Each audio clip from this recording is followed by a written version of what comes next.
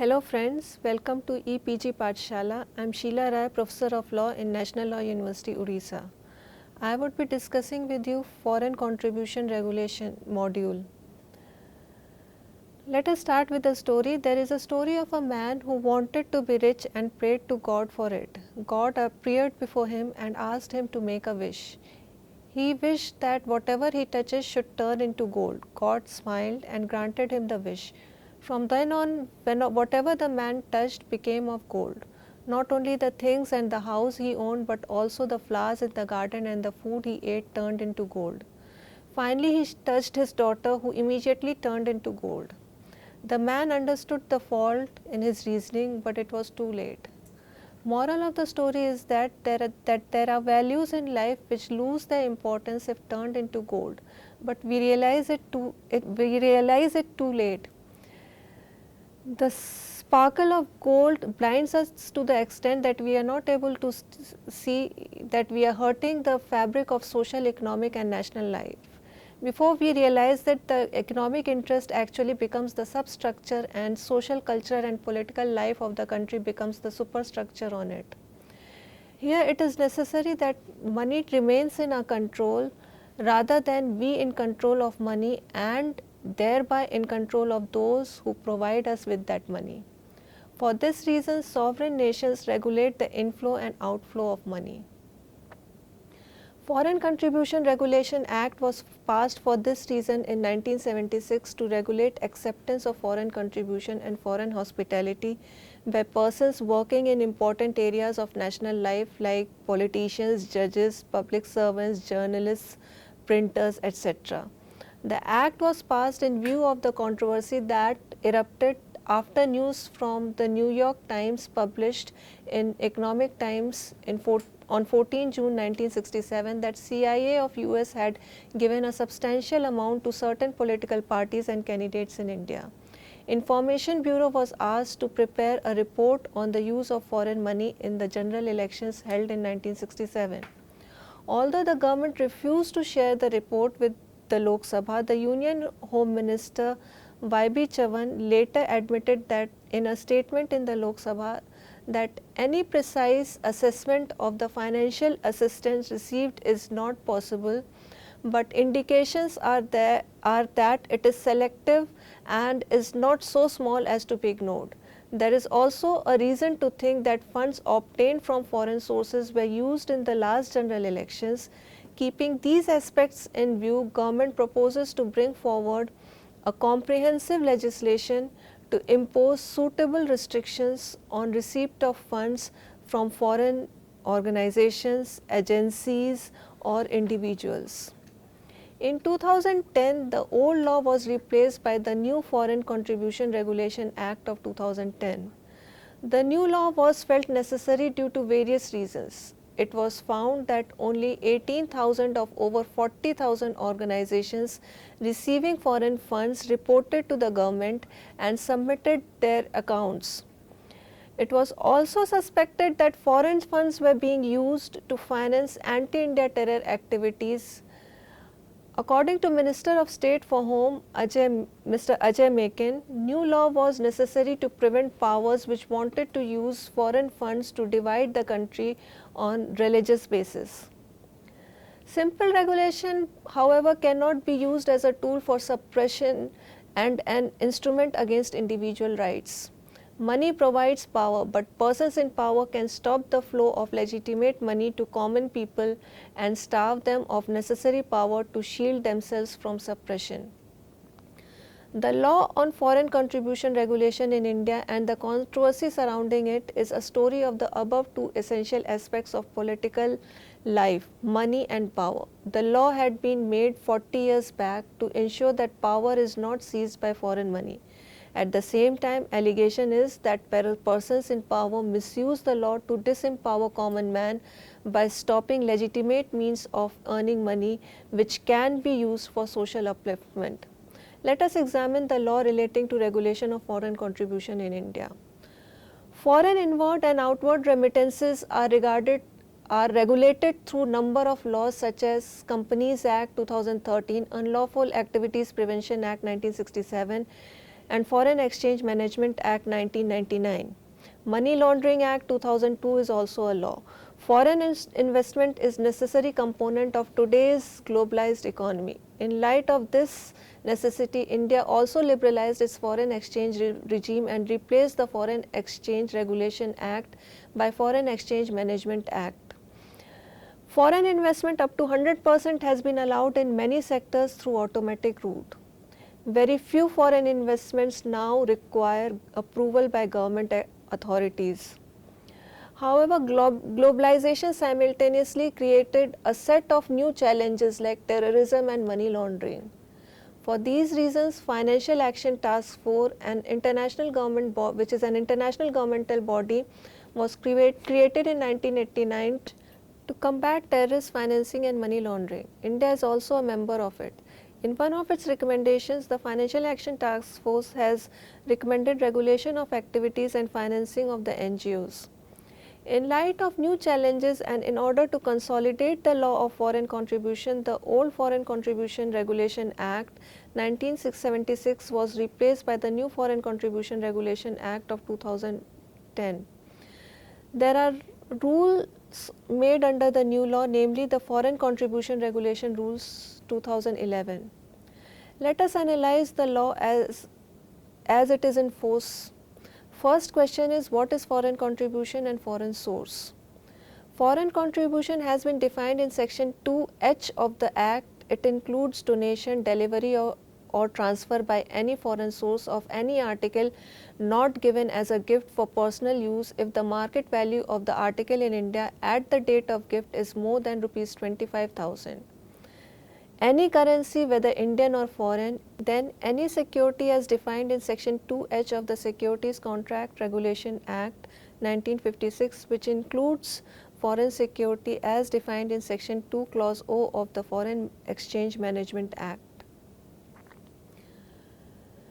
Foreign source has been defined in section 2 clause J of the Act as including the government of any foreign country or territory, any agency of such government, any international agency not being United Nations, World Bank, IMF or any other specified by the central government. A foreign company, a corporation incorporated in foreign country or territory, a multinational corporation, a company within the meaning of Companies Act, if more than half of the nominal value or of its share capital is held either singly or in aggregate by specified persons, a trade union in any foreign country, whether or not registered in such foreign country or territory, a foreign trust or foreign foundation or such trust or foundation mainly financed by foreign country or territory, a citizen of a foreign country. An interesting case in this regard is Association of Democratic Reforms and Another versus Union of India and others. Decision of the court was against the petitioners, but through section 236 of the Finance Act of 2016, the Foreign Contribution Act 2010 has been amended with retrospective effect. The 2010 Act prohibits certain persons and associations from accepting foreign contribution and foreign hospitality, and it allows certain persons and associations to accept foreign contributions only after registration with the central government. In this way, the Act essentially regulates foreign contribution in the following manner. 1. It prohibits acceptance of foreign contribution. 2. Foreign contribution by certain persons and association. 2. Prohibits acceptance of foreign hospitalities by certain persons. 3. Allows acceptance of foreign contribution to certain class of persons and associations only after registration under the Act. First is prohibition on acceptance of foreign contribution. Section 3 of the Act mentions particular persons who are prohibited from accepting foreign contribution. These are: first, any candidate for election. A candidate for election who has received foreign contribution within 180 days immediately preceding the date on which he was nominated has to provide to the central government information regarding the source of contribution, purpose of contribution, amount of contribution and the utilization of such contribution. Second category is correspondent, columnist, cartoonist, editor, owner or publisher of a registered newspaper. Third category is judges, government servants or employees of government, of corporations or bodies owned or controlled by government. Fourth category is political parties and their office bearers. Fifth category is organizations of political nature under Section 5 of the Act. The central government, on the basis of ideology or connection with any political party, by an order published in the official gazette, specifies such organization as an organization of political nature, not being a political party. The central government may by rule frame guidelines for declaring an organization to be of political nature. Such an organization has to be given notice and hearing before the central government decides to declare it as an organization of political nature. Rule 3 of the Foreign Contribution Regulation Rules 2011 provide that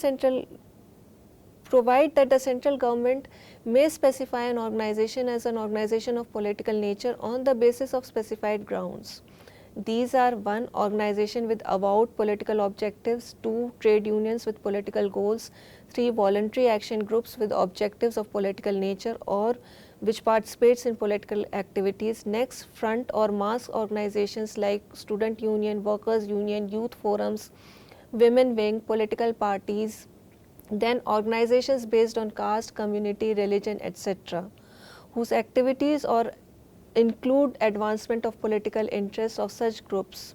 Sixth is any organization which habitually engages itself in or employs common methods of political action like Bandh or Hartal, Rasta Roko, Jail Bharo, etc. Sixth category, which is restricted from accepting foreign contribution and hospitality, consists of association or company engaged in production of broadcast of audio news or audio-visual news or current affairs program through any electronic mode and correspondent or columnist or cartoonist, editor, owner of association or company engaged in such business. And finally, the central government under Section 9 Clause A may prohibit any person or organization not specified in Section 3 from accepting any foreign contribution. However, any amount received by any person from any foreign source in India by way of fee or toward cost in lieu of goods or services rendered by such person in ordinary course of his business, trade or commerce, whether within India or outside India, does not come within the definition of foreign contribution.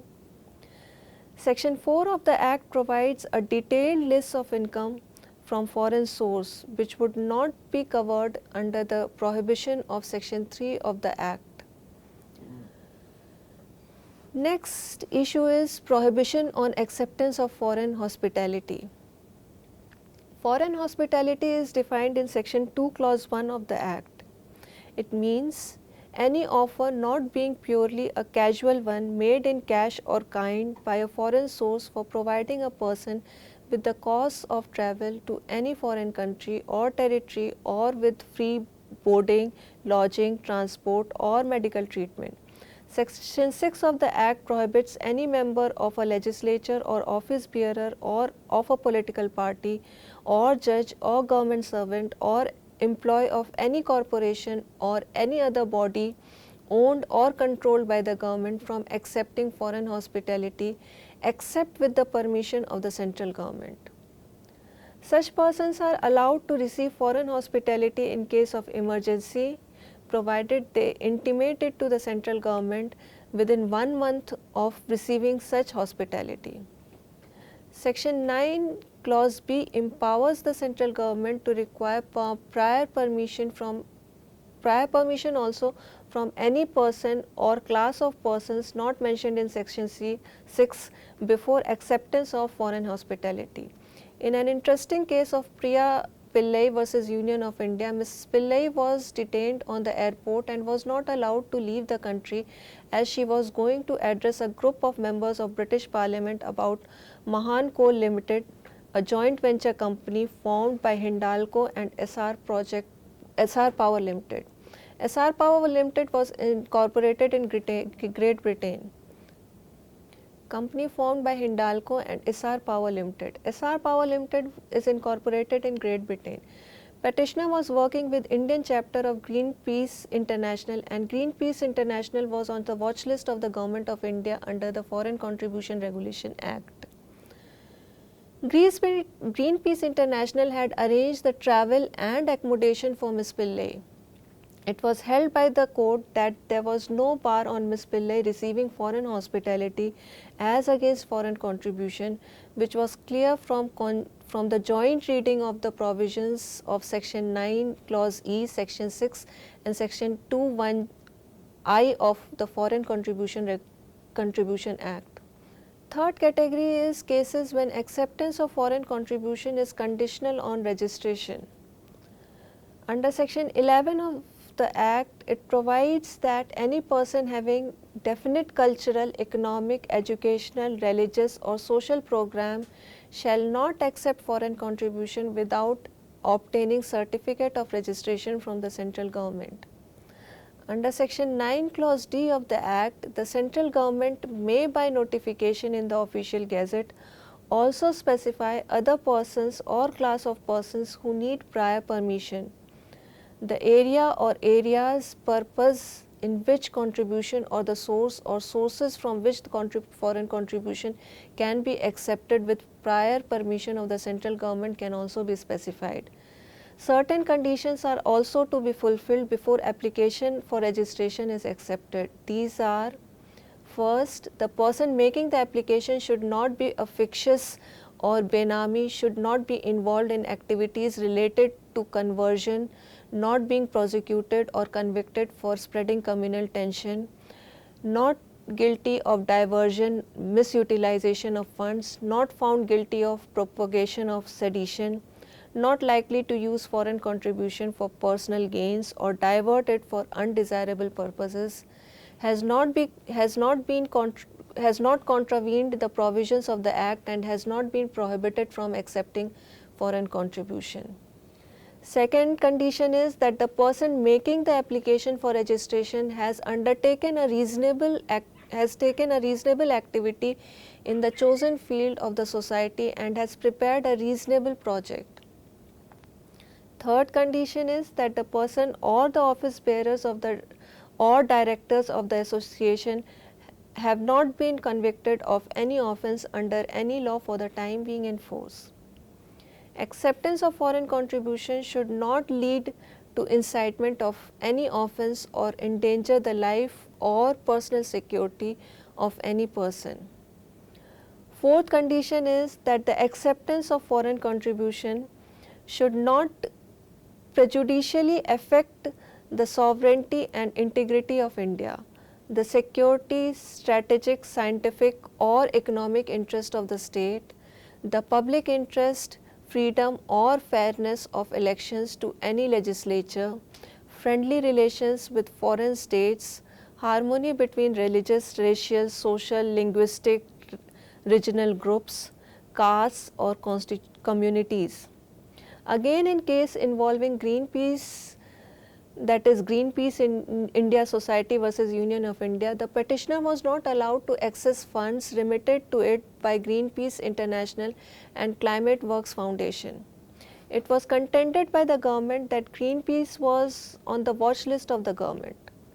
But the Delhi High Court held that this was not enough to freeze the account of the petitioner, as there were no material records placed before the court to support the conclusion that petitioner was working against the national interest. It was noted that although the petitioner had disagreed with the policies of the government, it does not mean that the petitioner is acting against the national interest. The court observed that non-governmental organizations often take positions which are contrary to the policies formulated by the government of the day. That by itself cannot be used to portray petitioner's action as being detrimental to national interest. The government is free to execute its policies as it has mandate of the people behind it, notwithstanding a different point of view of non-governmental organizations such as the petitioner. Central government may refuse the application for registration by giving reasons in writing. Registration once made is valid for 5 years, but can be cancelled under section 14 of the Act after giving a hearing to the affected party. Pending inquiry regarding cancellation, the central government, if it is satisfied that it is necessary, it may, for reasons recorded in writing, suspend the registration of for 180 days. Again, in case of India Social Action Forum, that is INSAF versus Union of India, registration of petitioner was suspended even before any proceeding regarding cancellation of the registration. Delhi High Court held that this was contrary to the scheme of the Act. Suspension of registration may be done only pending inquiry for the cancellation of the registration. In this case, notice for cancellation was sent after the suspension of the registration. Another problem with the order of the suspension was that no reasons were recorded by the government for suspension of the registration. The court held that the provision regarding recording of the reasons was mandatory provision under section 13 of the Act. After cancellation of certificate, foreign contribution and assets created of such contribution would vest in such authorities as may be specified.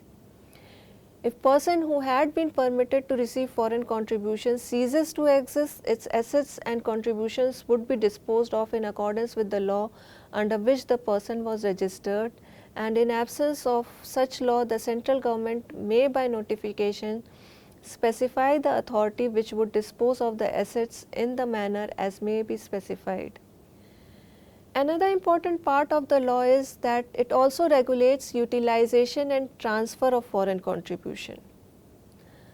Persons who have permission to receive foreign contribution due to registration or by prior permission of the central government have to follow certain norms.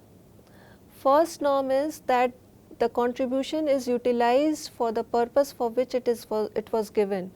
Foreign contribution, however, cannot be used for speculative business, which is prohibited by the Act.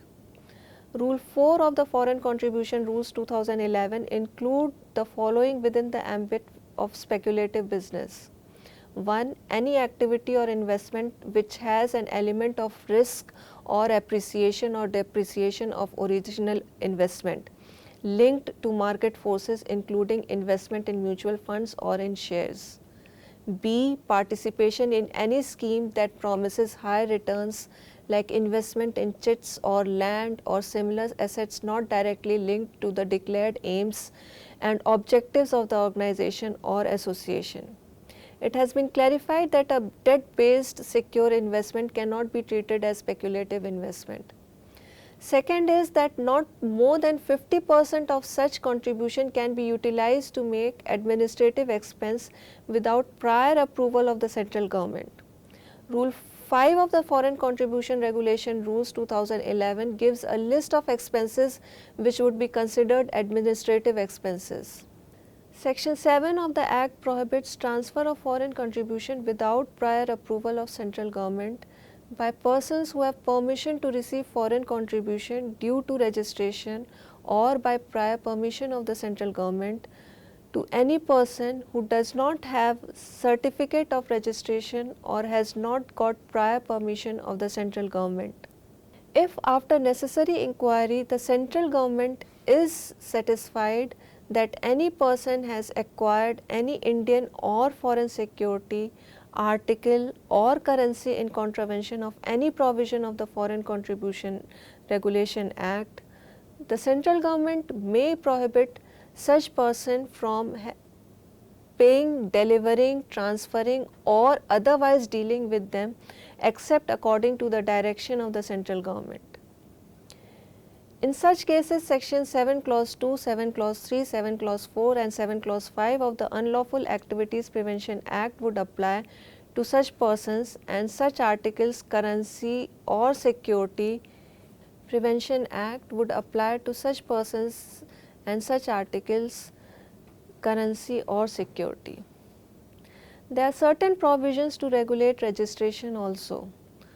Person authorized to receive foreign contribution through registration or prior permission has to receive such contribution in a single account in such one of the branches of a bank he may have specified in the application. However, for utilization of foreign contribution, one or more accounts in one or more banks may be opened. No other funds can be received or deposited in such accounts. The central government has to be duly intimated within specified time about the receipt of foreign contribution and details regarding it. If such intimation is not given on time or false or inaccurate information has been submitted, the government may order an audit of the books of account. Such persons have to maintain an account of the receipt and utilization of foreign contributions. The Act has also provided powers to the central government and officer authorized by the government power of inspection, search and seizure. The Act specifies punishments for violation of different provisions of the law. If a person is convicted of any offence under the Act more than once, that person is prohibited from accepting foreign contribution for 5 years from the date of subsequent conviction.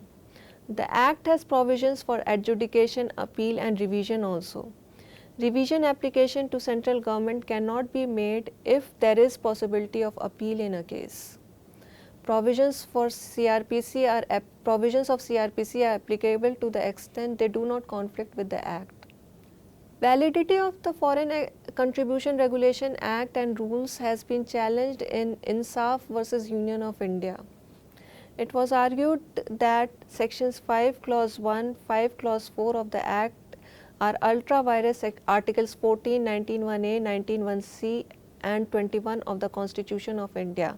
But the court upheld the legislation and rules, observing that the law has been enacted by the parliament to ensure that parliamentary institutions, political associations and academic and other voluntary organizations as well as individuals working in important areas of national life should function in a manner consistent with the values of Sovereign Democratic Republic of India. Now let us critically analyze the law relating to foreign contribution in India. The law on foreign contribution has been embroiled in controversy, especially recently. Around more than 14,000 NGOs have been barred from receiving foreign funds, especially in the last 4 years. The Act and the rules have been condemned for violation of human rights and being misused by the government to stifle contrary opinions and opposition. In the special report here on the rights to freedom of peaceful assembly and of association by Maina Kiai, the FCRA and the rules made under it have been criticized as being too broad in nature and unnecessary and unreasonable restriction on freedom of association. According to the report, the criteria given in the FCRA like national interest, economic interest, etc. are very broad in nature and hence incompatible with international law and international standards. Receiving foreign contribution is part of freedom of association and FCRA is a restriction on NGOs' right to form their associations. Similar arguments have been given by a study by Vani. It has been argued that government has been provided with broad powers with regard to cancellation of certificates and requirement of re-registration after 5 years needs to be reassessed.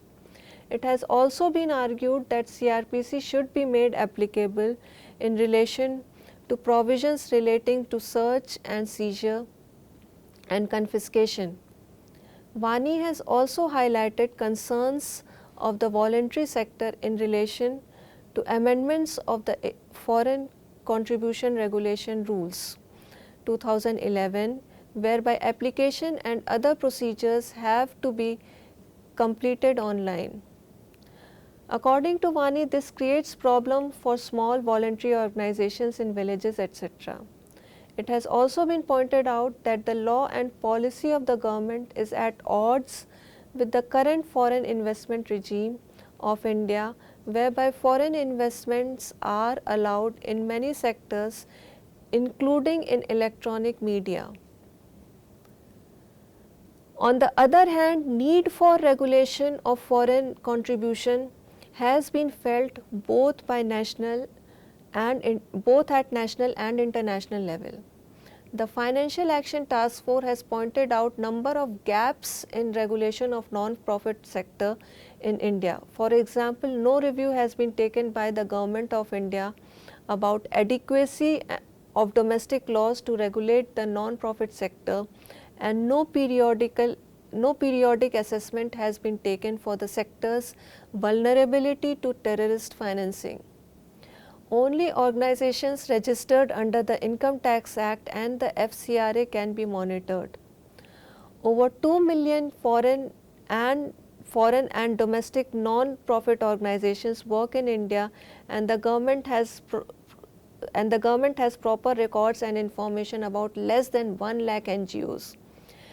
The task force has recommended review of the non-profit sector with all relevant data and examination of adequacy of domestic law in the sector, risk analysis of the sector for terrorist financing, and promoting its governance and accountability, maintenance of information on identity of persons who own, control and direct the activities of the non-profit sector. Registration of non-profit organizations also has been recommended. Hence, not only for maintenance of sovereignty and integrity of the country and national interest requires laws such as FCRA, but also protection of individual rights also requires that inflow and outflow of money from national borders should be properly accounted and regulated. This view was reflected in the decision of the Delhi High Court in the case of Association for Democratic Reforms versus Union of India and others. The court noted the concerns of the Member of Parliament against the influence of foreign money when Foreign Contribution Regulation Bill was being debated in the Parliament in 1976. Again, Peter Buffet points towards what he calls as philanthropic colonialism, whereby the rich launder their conscience by giving some money to non-profit sector which has grown exponentially. But this philanthropy does not solve the problem according to him. So, we started with a story of a man who in his greed got everything transformed in gold, and his repentance could not undo what was done. Something like this happens in the national life and politics also. Indian history is a witness that most of the wars against India were won by foreigners by bribing an Indian who was crucial for the defense of the country. Globalization has simultaneously decreased and increased governmental control. On the one hand, due to globalization, governments are finding difficult to regulate the private sector, especially non-profit sector. On the other hand, growth in technology has increased governmental reach into the individual's life. Hence, laws like FCRA, though necessary if not carefully used, can be misused by persons in power for political suppression and stifling the dissent. The need for law has always been there and is not only recognized but also mandated by the international community. The issue is how it is implemented and used by the government. There can be more than one view about whether the Indian government is misusing the powers it has got under the Foreign Contribution Act. However, there is no doubt that such a law is needed. Power of wrong money can bring about political and social chaos and create foreign hegemony in political life. At the same time, persons in power may also, if not checked, may through an innocuous law kill the vitality and spirit of national life. Problem actually, if any, is not in the legislation but in its application. Thank you.